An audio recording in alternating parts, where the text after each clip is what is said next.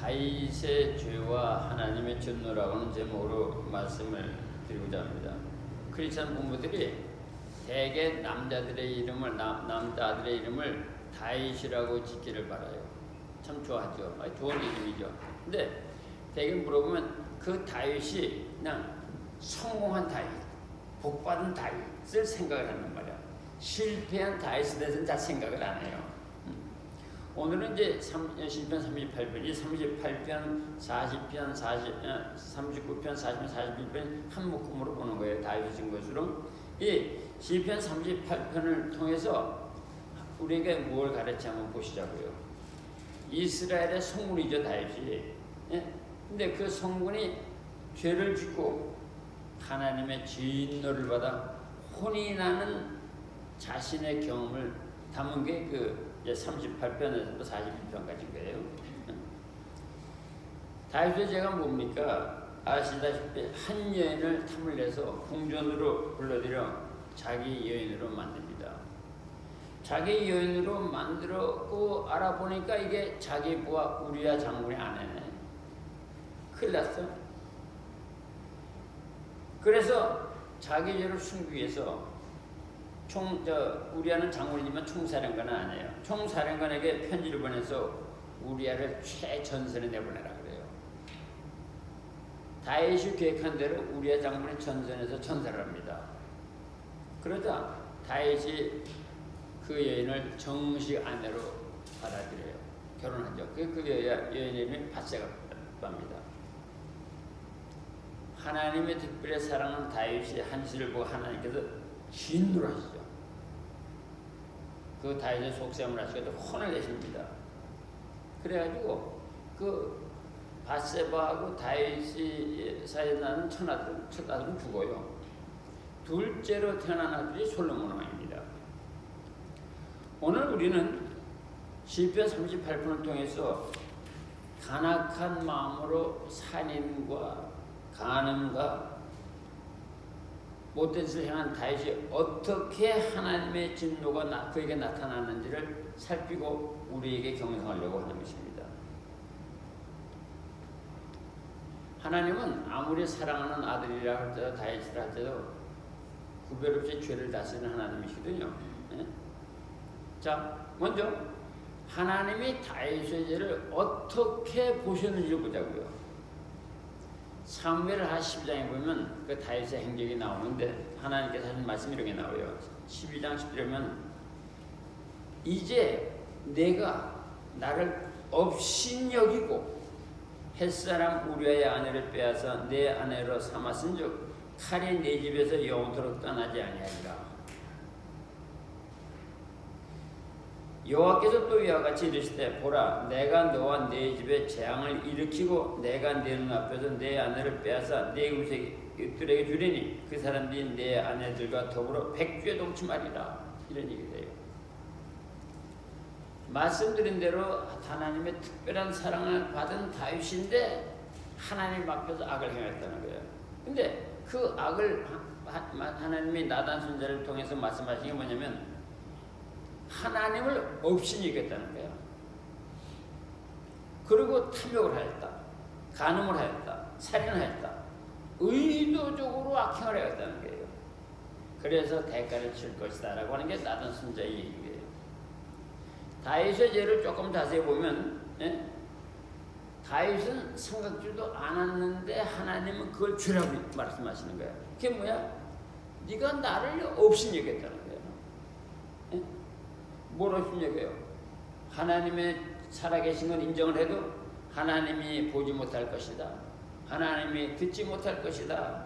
하나님이 알지 못할 것이다. 하나님 다시 안 할 것이다. 이렇게 여겼다는 거예요. 그래서 네가 죄를 졌다는 거예요. 우리 이 부분을 잘 생각해야 돼요. 우리가 죄를 질 때 하나님을 업신여기는 마음이 먼저 앞에 있다는 사실. 그 다음에 뭐라고 하는 거니? 네가 탐심을 부렸다는 거예요. 다윗이 어떻게 깨닫는 거니? 어느 날 나단 선지자가 다윗을 찾아갑니다. 왕이시여 안녕하셨습니까? 어서 오시오 선지자여. 이런 일이 있습니다. 얘를 좀 말을 풀어버리면 300마리의 닭을 기르는 이 부자 농부가 있었습니다. 그런데 그 집에 손님이 왔습니다. 그랬더니 이 부자가 자기 집에 있는 300마리 중에 한 마리를 잡아서 대접하는 게 아니라 옆집 가난한 농부의 닭을 시비 걸어가지고 하나 뺏어서 그걸 잡아서 대접을 했습니다. 그랬더니 왕이 그 인간이 누구요? 당장 불러오셔. 내가 아주 벌을 내가 엄히 내리리라. 그랬더니 나단 선지자가 다윗을 쳐다보면서 대주유 왕이시여, 당신은 궁정의 처와 부인과 처접이 엄청나게 많은데 그럼에도 불구하고 우리아의 하나밖에 없는 아내를 빼앗습니까?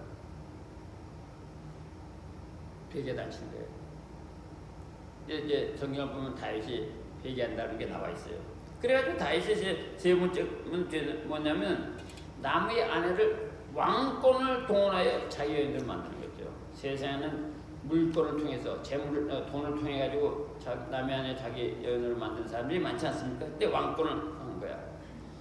충성된 우리아의 아내, 장군 아내였단 말이야. 그런데 아이고 바세바가 임신을 했네.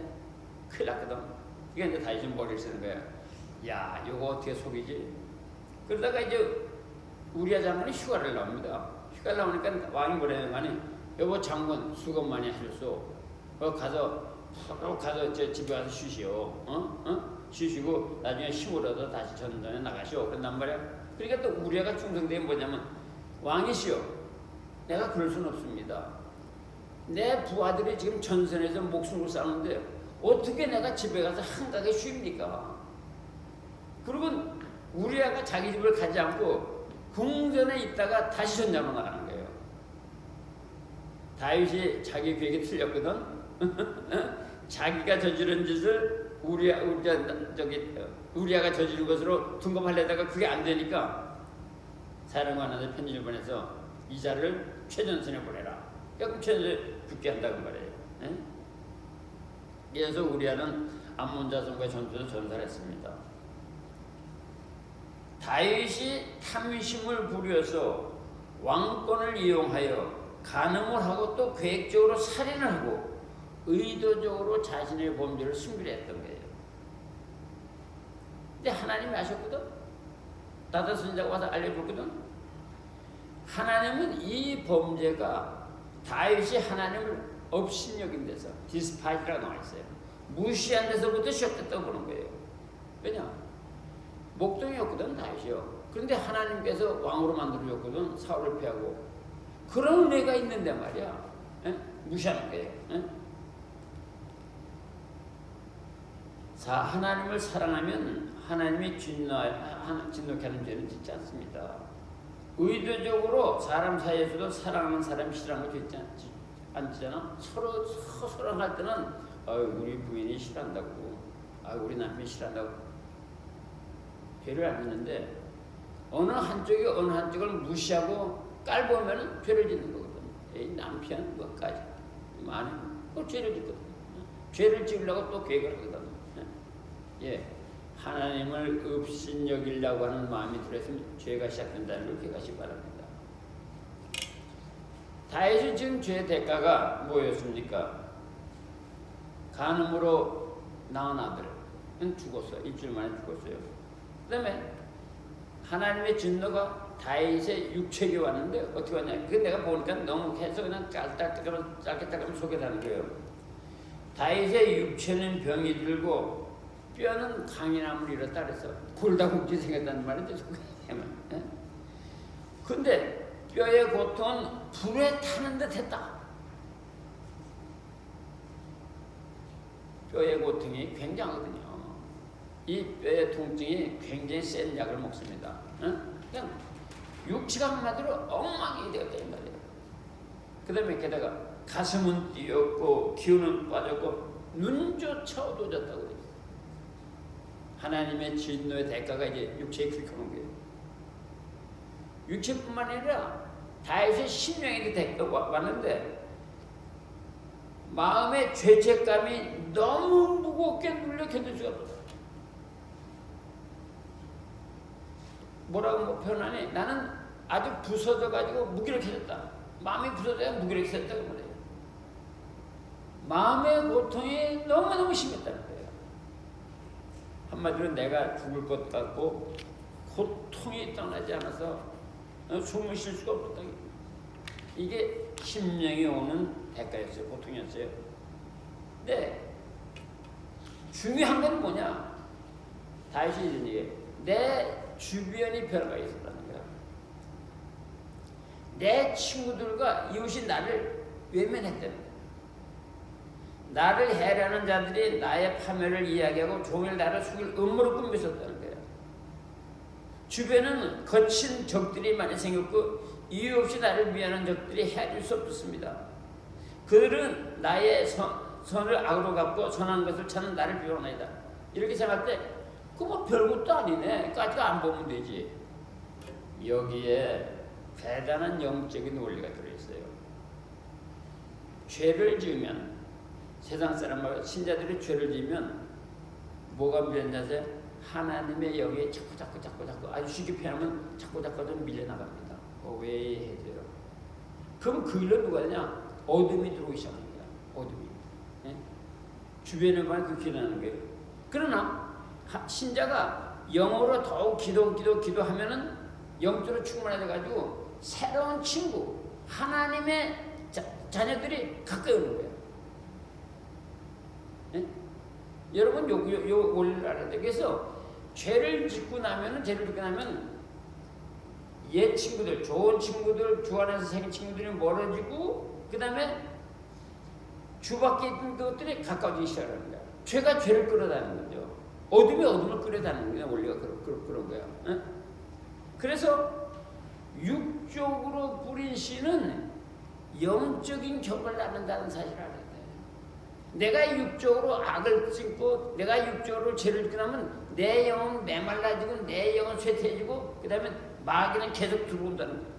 그게 심해지면 뭐냐? 병이 들어오고 여러 가지 손해가 오기 시작합니다. 그러니까 죄를 지면은 내 육체가 고통스럽고 내 마음이 고통스러운 게 아니라 내 주변에 문제가 생기기 시작하는 거예요. 주변에 배신자들이 생기고 비방자들이 생기고 영적으로 자꾸 뭐 다시 말하면 마귀가 들어와서 쉽쓰고 나를 감싸기 시작하는 거예요. 이 영적인 원리를 알아야 되는데 이거를 모르니까 문제가 그란 말이에요. 그래서 여러분 회개하고 주 앞에 가까우면은요 자연히 이 좋은 친구들, 하나님을 사랑하는 친구들이 모이게 돼 있어요. 그러나 교회 생활을 잘 하다가도 벌써 죄를 짓고 모르기 시작하면 슬그머니 그 친구들을 싫어져.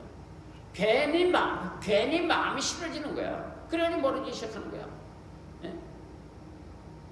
그래서 아까 말씀드린 대로 육적으로 죄의 씨를 뿌리면 영적으로 배탄 결과 마귀만 불거지게 되어 있는 거예요. 다윗이 그걸 고백하는 거예요. 다윗이 그걸 고백하는 거예요. 내가 육체와 마음의 고통뿐만 아니라 그런 일이 일어났다. 어? 그러니까 여러분이 계속 죄를 짓고 나면 죄를 짓고 나면 상대방이 알건 모르건 자연적으로 갈라지게 돼 있어. 자연적으로 갈라지게 돼 있어. 이상하게 갈라지게 돼 있어. 영의 문제는 보이진 않지만 이상하게 갈라지게 돼 있는 거야. 이게 영적인 원리를 꼭 기억하시길 바랍니다. 그런데 그래도 다윗이 참 훌륭한 건 나단이 그 얘기를 딱 하자 누가 그랬어? 이러지 않고 어떻게 알았어? 이러지 않고 그냥 얘기하는 거예요. 이스라엘 선지자 중에서 가서 지적했다가 왕한테 죽은 선지자들도 많습니다. 근데 다윗은 나단 듣자마자 회개했어요. 다윗이 회개했던 내용이 뭐냐면 1절과 2절과 4절과 18절과 21절이에요. 조금 소개하면 이렇습니다. 나는 하나님께 부르짖었습니다. 응답해 주시옵소서. 내가 나의 죄악을 고백하고 죄로 인한 고통을 받고 있습니다. 고백을 했습니다. 나를 버리지 마라. 달라고 애타게 내가 부르짖었습니다. 나를 구워달라고. 그래서 38편 4절 좀 보면 내 죄악이 내 머리에 넘쳐 무거운 짐 같으니 내가 감당할 수 없나이다. 내 죄악을 아뢰고 내 죄를 슬퍼합니다. 여호와여 나를 버리지 마소서. 나의 하나님여 나를 멀리하지 마소서. 여러분 이 다윗의 위담이 거기 있습니다. 자기 죄를 리얼하게 고백을 한 거야. 리얼하게. 우리는 보통 죄를 지면 저는 잘못했습니다. 미안합니다. 이러지. 근데 가슴을 찢는 듯이 고백하는 딸이 이게 다른 거예요. 여러분 죄를 짓고 난 다음에 하나님의 용서를 받으려고 하면 정말 가슴을 찢는 죄를 해. 가슴을 찢게. 그렇게 회개하면 어떤지 아세요? 내가 내 죄를 용서했다는 사인을 주는데 정말로 세상에도 얻어서는 기쁨으로 충만해져. 저등에 누가 뭐래도 나는 용서받았다는 확신으로 그렇게 해요. 그런데 왜 그런 걸 못 받느냐? 죄를 적당하게 하거든. 적당하게. 가슴을 찢는 진정으로 마음과 정성을 다해서 회개를 하지 않아요. 문제. 여기 근데 보세요. 38편 21절이 18절을 보면은 여호와 나를 버리지 마소서. 하나님은 나를 버리지 마소서. 다윗은 말이지 이미 왕이고 왕권이 있고 재물도 많고 여자도 많고 첩도 많고 부러울 게 없어. 근데 다윗이 뭘 가당하면서 하나님의 버림을 받을까 봐. 우리가 회개할 때 이렇게 회개해야 돼. 다윗이 이러면서 굉장히 위담을 우리가 보여주는 거예요. 근데 다윗이 굉장히 현명한 사람이었어요. 다윗이 죄를 지적받자 내 할 일은 회개할 것뿐이라는 걸 아는 거야. 근데 많은 세상 사람들이 죄를 짓고 나서 좀 미련하게 굴어요. 빨리 회개해서 돌아오면 되는데 요렇게 저렇게 해서 회개 안 하고 변명하는 거죠.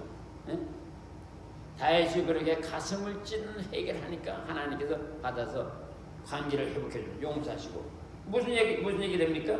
있잖아요.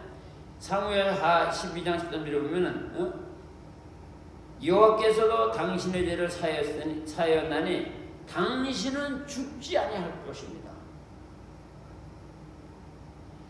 하나님의 용서는 생명을 보존해 주셔서 다시 회복할 기회를 주신다는 것을 이게 복이다 그 말이야. 회개하는 사람의 복이야. 회개를 하면은 정말로 진노를 받아서 중병에 걸렸다 할지라도 회개를 하면은 생명을 살려줘가지고 다시 한번 주를 향해서 일할 수 있는 기회를 주시는 거예요. 이게 하나님의 복입니다. 요나가 뭐라 그랬어요? 요나가 하나님께 그랬잖아. 야 너는 저기 니느웨 가서 복음을 전해라 그랬더니 싫어요 하고 다시도 도망갔다가 돌의 뱃속에서 있었잖아. 물속에서. 근데 거기서 회개하니까 하나님 어떻게 했어? 고를 하면 토하겠잖아. 육체에다 토하게. 생명을 주셨잖아. 여러분 그걸 아셔야 돼요. 생명의 유업을 받을 때 하나님께 진심으로 회개하면 하나님께서 생명을 도로 주셔서 하나님께 영광될 기회를 주신다는 사실을 명심하시기를 바랍니다. 근데 회개 안 하면 끝나는 거죠. 그런데 여기서 우리가 해야 될 거는 그렇게 용서해 줬지만 죄에 대한 보응은 면제되지 않았어요. 실제로 보응이 따라왔습니다. 그 성경 저기 계속 사무엘하 이상 쭉 다 읽어보면 그 보응이 따라왔어요. 다윗의 아들 압살롬이 아버지를 향해서 반역을 하고 형제 난을 일으켜 다 죽여버립니다. 그래서 그 궁전 안에서 형제간의 사륙이 말이죠. 아버지를 배반하고 그러니까 또 민심도 막 요동치고 그런 죄에 대한 보응이 있는 거예요. 우리가 꼭 기억해야 될 건 뭐냐면은 아무리 하나님의 사랑을 받는 다윗이었지만 죄를 짓자 하나님은 다윗을 심판하셨다고 합니다. 그런데 여러분 그 심판이 죽어서 나서 심판이 아니라 삶의 현장에서 심판이 온다는 사실이야. 그 삶의 현장 심판은 다른 말로 징계라고 그러는데 징계가 어디서 튀어나올지 몰라. 어디서 튀어나올지 몰라. 징계가 본인에게서 나올지 자녀에게서 올지 사백에서 올지 어디서 올지 모르는 거야. 하나님께서 다윗을 엄중하게 징계하셨다고 하는 사실이에요. 그러나 그 징계는 뭐냐? 하나님이 사랑하시기 때문에 육체 고난을 통해서 그 영혼을 살리기 위해서 육체 고난을 통해서 다시 한번 하나님의 사랑을 받게 하기 위해서 징계를 하신다고 말이야. 여기서 우리가 다시 꼭 기억해야 할 것은 하나님은 죄를 그냥 넘기지는 않으신다. 근데 우리가 숨은 게 뭐냐면 하나님이 오래 참으시니까 하나님이 억셉한 걸로 착각하는 거야. 응? 내가 이 죄를 지은 지가 오래되는데 하나님 오래 참을 몰고 이 죄는 괜찮다. 절대 그러면 안 됩니다. 사람이 누구든지 실수하는 수 있어요. 실수하지만 의도적으로 계속하면 하나님께 제일 싫어하는 죄가 뭐냐면 의도적인 죄거든. 이유야를 막나고 의도적인 죄야. 계속 의도적으로 죄를 지면 하나님께서 어느 날 이놈 한마디에 우리는 아주 혼이 엄청난다는 사실을 기억해야 됩니다. 자, 이제 오늘 이 말씀 통해서 우리가 기억해야 될 교훈이 뭐냐? 하나님은 우리의 언행을 항상 보고 계신다. 그 다음에 탐욕하지 마라. 탐욕은 우상숭배로 보신다 그랬거든요. 골로새서 3장 5절에 보면. 그 다음에 하나님을 업신여길 때 죄를 짓게 된다는 것. 그래서 여러분이 죄를 짓고 나면 제일 먼저 우리 방배교회들은 제일 먼저 뭘 해야 돼? 하나님, 내가 살아계신 하나님을 업신여겼습니다. 무시했습니다. 내가 이후에 무슨 죄든지 간에 좌우간 무슨 죄든지 간에 그게 조그만 죄든지 큰 죄든지 먼저 하나님을 업신여겼기 때문에 살아계신 하나님을 무시했기 때문에 내가 죄를 지었습니다. 내 마음을 보시는 하나님을 내가 무시했기 때문에 마음을 죄를 지었습니다. 이렇게 될 때 우리의 회개가 아주 100% 깨끗한 회개가 되는 거예요. 그래서 그렇게 회개하면 정말로 용서받는 기쁨을 얻게 되는 것이죠. 그래서 하나님을 업신여길 때 죄가 시작이 된다고 말해요. 그러면 언제가 하나님을 업신여기냐? 뭘 하려고 그러는데 이러면 안 되지. 뭐 하려고 그러는데 하나님께서 하나님 말씀을 딱 뜨네. 그때는 멈춰야 된단 말이야. 그런데 하나님의 말씀이 뜨고 감정이 와도 애까지 하면 무슨 죄를 져? 그 죄뿐만 아니라 하나님을 업신여긴 죄를 짓는다 이 말이야. 우리의 마음 아주 세세하게 주장하신 게 하나님이시거든요. 그러니까 벼랑간 생각도 않던 하나님의 말씀이 생각이 나고 벼랑간 생각도 않던 찬송가를 규절 성령 말씀에 의한 찬송가 규절이 생각이 나고 벼랑간 감동이 오면 거기서 스탑하라. 그거 스탑하라. 그거를 넘기면 뭐라고? 일단 하나님을 무시하는 거거든요. 그걸 스탑하셔야 되는 겁니다. 그 다음에 죄는 징계와 보응을 불러온다. 그 다음에 계획하여 저지른 죄는 아주 흔히 난다. 그러니까 다윗이 어떻게 했어요? 자기가 뭘로 예를 불러왔으면은 회개하면 되는데 죄를 쫙 하잖아. 우선적으로 자기가 임신시켜놓고 난 다음에 우리아가 임신이거든. 그것도 계획을 하고 그 다음에 저 죄를 망해서 우리아를 갖다가 전선으로 보내고 그 편지를 다 써가지고 말이야 사랑을 그렇게 의도적인 죄를 지으면 안 돼. 제가 목회하는 과정에서도요, 의도적인 죄를 짓는 사람은 하나님께서 절대 그냥 두지 않더라고요. 절대 그러면 안 됩니다. 실수 어쩌다가는 그러면 의도적인 죄를 지으려고 아주 계획을 하면 안 돼. 그건 아주 보험이 굉장히 예상한 것보다 심각하고 크더라고요. 그 다음에 의도적으로 거역하는 죄를 펴라. 알면서 불순종하지 말아라 그 말이에요. 그 다음에 내가 어떠한 죄를 지었어도 하나님의 진노를 부르는 죄를 지었어도 회개하면 하나님의 은혜로 용서받는다. 그러니까 여러분, 사람은 우리가 온전하게 살 수 있는 능력이 없어요. 죄를 짓죠. 그러면 하나님, 내가 잘못했습니다. 내가 이렇게 죄를 지었습니다. 회개하시라. 그러면 하나님이 용서를 하시는데 그 죄가 말이죠. 걔가 큰 거는 그 대응을 받죠. 보응을 받죠. 예를 들면은 소모치가 도둑질 해가지고 깜빵에 들어갔어. 깜빵에서 하나님을 만났어. 회개했어. 그렇다고 그 형 받은 게 면제되지는 않는단 말이에요. 그 다음에 크리스찬의 언행으로 누가 높임을 받아야 하나님이 높임을 받아야 되거든. 그러니까 우리가 항상 다른 사람에게 본이 되는 이유가 바로 그럽니다. 저 예수 믿는 사람인데, 근데 신자가 돼가지고 또 교회에서 직분을 가지고 밖에 나가서 지탄을 받으면 그게 누구 망신이냐? 하나님 망신이라고. 우선 하나님 망신, 하나님 망신이라고. 그래서 여러분, 만약에 우리 남자들끼리 술을 한잔 하고 싶다. 그러면 골방에서 해. 골방에서 여기 놓고 얘기해. 그다음에 술을 성경에 보면요, 술을 취하지 말라고 그랬거든. 마시지 말란 말은 안 했어. 취한다는 말은 뭐냐? 술에 맥히지 말라는 거야. 술에 맥힐 것 같으면 골방에서 하라는 거야. 골방에서. 예? 그래서 다른 사람들의 손가락질 받는 신자가 되면 안 됩니다. 예? 그래서 하나님의 사랑을 받는 신자는 정결함으로 인해서 하나님께 영광을 돌려야 된다 이 말이에요. 근데 그렇게 반대로 행동하니까 다윗이 그 순간이지만 혼이 난 거예요. 하나님의 사랑은 우리의 죄는 용서해 주지만 죄가 맺는 열매까지는 덮어주지 않습니다. 죄 때문에 그 보응은 면제해 주지 않는다는 걸 기억하셔야 돼요. 영적으로 회복돼서 하나님과 관계되지만 죄의 열매 쓴 맛은 피할 수가 없다고 말해요.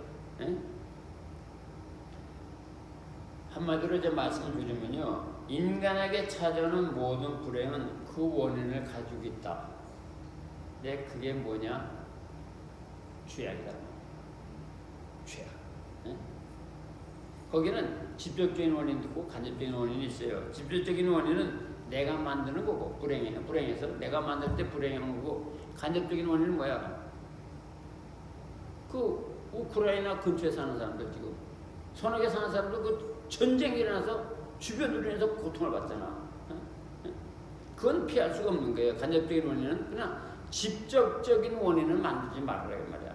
자기가 죄를 불러들이는 일을 하지 말으라고 말이야. 그래서 다시 한번 말씀드리면 오늘의 삶의 열매는 과거의 뿌린 씨에서 나온 결과다 이 말이야. 이 말이에요. 오늘의 삶의 열매는 지난날의 삶을 어떻게 살아왔는지를 되돌아보게 한다는 말이에요. 그래서 오늘의 삶을 가만히 보시면서 내가 지난날 어떻게 살아왔나. 예를 들면 젊었을 때 말이죠, 계속 술을 퍼대잖아. 그러면 결국은 어느 때 가면은 그냥 온 내장이 다 망가져 버리는 거야. 글쎄, 내 아는 사람이 50세에 글쎄 중풍이 왔어요. 내가 그 딸같이 생각하는 여자인데, 이게 중풍이 왔다는데 보니까, 내가, 네 남편 내가 몇이냐 했더니 50이래. 야, 50에 중풍이 왔으면 20년 동안, 30년 동안. 그래서 기도했더니 성령님께서 감동을 줘서 내가 처방을 했어. 이렇게 하라고. 좋아지고 있다 그래. 그러니까 여러분, 오늘의 삶의 자기 자신을 보면서 과거를 한번 되돌아보는 시간을 가지세요. 그때 내가 거기서 잘못했구나. 그러면 다시는 앞으로 가면서 똑같은 과오를 하지 않는 게 그것이 사람의 삶이고 그 지혜로운 사람의 삶이죠. 막말로 오늘의 삶에 내가 하나님의 매를 벌고 있는 건 아닌지를, 하나님의 칭찬을 받는 삶이지 하나님의 매를 벌고 있는 아닌지를 살펴보시길 바랍니다. 하나님의 진노를 받아 언행을 하고 있는 건 아닌지를 살펴보시기 바랍니다. 그러나 내가 어떠한 죄를 지었다도 하나님께 회개하면 용서를 받고 다시 회복하고 새로운 아버지 기회를 주시는 분이 바로 하나님이라는 사실 기억하시기를 바랍니다. 그래서 우리가 살아가면서 하나님의 사랑을 받아도 죄는 무수하면서 사시자고요. 그래서 불행한 일이 없도록 남은 생활을 행복으로 채워주시기를 예수님의 이름으로 축원드립니다.